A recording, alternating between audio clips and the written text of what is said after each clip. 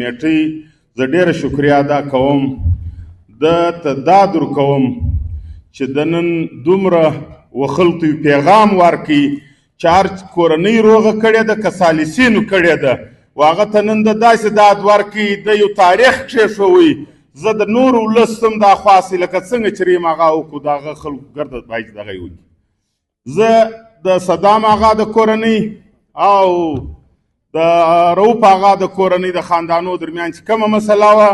زه د دې شکریه ادا کوم موږ چې په کومه ورځ و دغه مسلې ته یو 15 شپې مخکې روان سو زموږ دا مقصد قسم په خدا کوو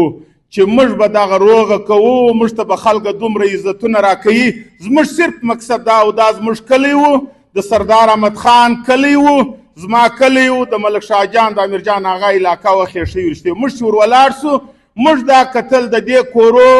د کوچنیانو ژړاوي اوازونه زموږ په خونو راننوتل د دا یوه کور دم راننوتل د دې بل کور دم رانن موږ په ځان کې دا وویل چې دا کورونه که بله خدای مکودی پیښه وسوه خلکه به پر موږ څه وایي او علاقه به څه وایي زموږ دا خیال نه و چې موږ ته به پښتانه دومره عزت راکوي موږ چې راولاړ شو موږ صرف د دغه خپلو کورو دا کور دا ګلستان دا خاوره ده دا زموږ مور ده موږ د دې خپلې مور باندې چې کم ور و موږ د دا کورو صرف دغه ور مړ کوي هغه الله پاک وایي مولوي صاحب نه وایي تعز من تشاء و تذل من تشاء عزت و ذلت د الله په جای پښتانه کام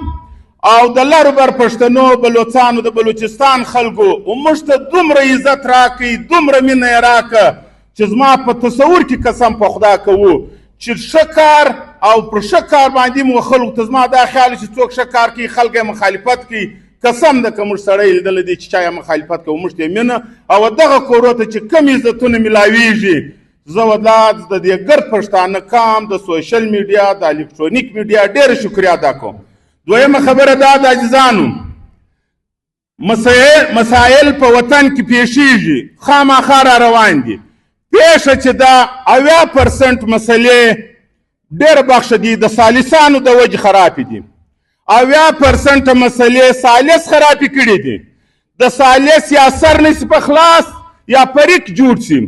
یا بالکل په دا بله دغه کې په یو معمولي جزي شي باندې اروغه کېږي دی بالکل تربرګروي په غاړه سي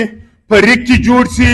او کسه په دا بل کونج کې ودرېږي او چند کسان په دې فیصلو کې پیسې اخلي او اخیستې دي دی نه دي دلته یوسف خان صاحب ویل دا خلک نه دي چې پر ګردو خلکو باندې په خان پر ملک پر سردار باندې به دا الزام چند کسان دي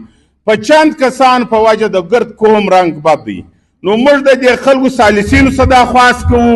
او د سیاسي پاټیانو څخه دا خو نن قبایلي جرګه ده په دې جرګه کې دا عدالت نن خلکو پر دغه ویل رشید ناصر صاحب چې په عدالتو کې چش کېږي په بل شي کې چش کېږي تی راسو 15 ګوتې و ریاست ته ونسو 4 ګوتې و عدالتو ته نسو خپل ځان ته مې یو ګوته ونسو چې دغه ملکان دغه خانان دا قومي مشران پر قسم در داخم چې دا وغواړي که په 2 میاشتې کې دا وطن نسو جوړ ما ته به د سندرو ټیکه رالګوي دا سیاسي پاټیانې پر چش باندې خوابدي دي زموږ دعوا پر یو ډېر کوچني شي ده سیاسي پاټیانې د سره یو سي یوه پاټۍ یوله نه راځي وایي زما د ده څه بد کېږي یا بل نه بایي ستا بد زه څه کوم زما کور اور اخیستی دی زما ورېندارې ته مړي پراته دي زما د ورېندارې خسر مړ دی سړی یې مړ دی زوی یې مړ دی او را روان زامن یې و مرګ تر چاړه لاندې دي ته وایه تا ملکي و معتبري راخیستې ده باید چې دا خلکه پر دې باندې سیاست د هر چا د خپل سیاست یې وکړي او که کم په وطن کې اور وژني دا اور موږ نه وژنو سیاسیان یې نه وژنو قبایلي خلکو په دې کې یو وک پاټۍ دي په پښتنو کې د سیاسي پاټیان دي دا چې سره یو سي مولانا فضل الرحمن صاحب محمود خان اڅکزی منظور پښتون خوشحال کاکړ او ایمل خان ولی او بل آفتاب شیرپاو او جماعت اسلامي او د بلوچ لیډران سردار اختر جان منګل ډاکټر مالک صاحب او نور چې کوم د بلوچ کوم مشران دي دا چې سره یو سي پر یوه ټیبل ټاک ته کښېني که وتا ته په کراچي کې او بلوچ ته چا وکتل یا پښتانه ته وکتل زما ته به ټکره یږدي دا چې سره کښېني په یوه هفته کې فیصله وکړي که پښتنو یا بلوڅ ته بیا چا وکتل زه په دا وطن کې شپه ولاکه تېر و په ما خو الزام لګی چې دا ایجنسۍ ده دا ریاست دی دا و تا ته څوک وایي چې دا فیصلې مه کوئ تی ولې نه سره کښېنئ و تی ته لاس جوړو د خدای روی درته نوس زه نه ملک یم